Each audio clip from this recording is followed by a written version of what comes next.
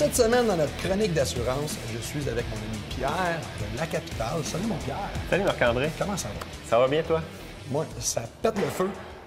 Mais cette année, je vais faire un petit peu différent avec toi. Je vais profiter de ton expertise parce qu'on a beaucoup de questions qui nous ont été posées dans mon groupe, puis sur Facebook, puis tout ça, au sujet de l'assurance. Puis j'aimerais avoir des sujets qui reviennent le plus souvent. OK.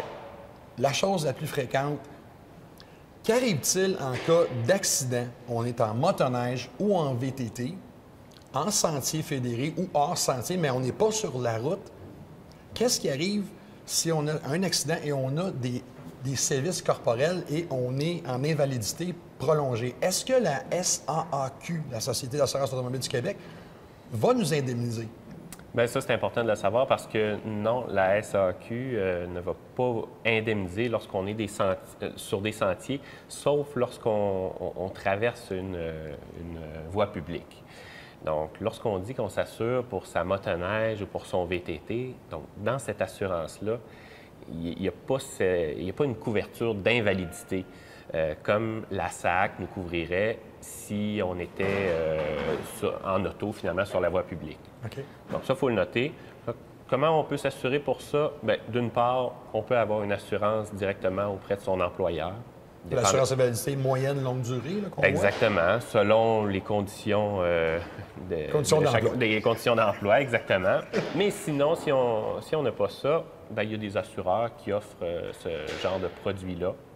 C'est possible de l'avoir, donc ça ne va pas juste couvrir les motoneiges, les toutes les VTT. sphères de ta vie, dans le fond. Bien, exactement. Donc, je pense que au-delà de la motoneige puis du VTT, c'est préférable d'avoir ce genre de protection-là. Et Je pense que oui, parce que ça peut coûter cher. Oui, absolument, parce que quand on est blessé, ben oui, nos blessures, si on va à l'hôpital au Québec, on va toujours être soigné sans qu'il y ait de frais.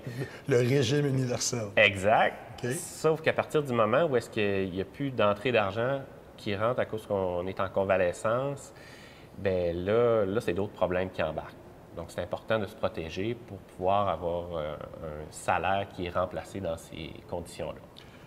Très important ce qui vient d'être dit ici.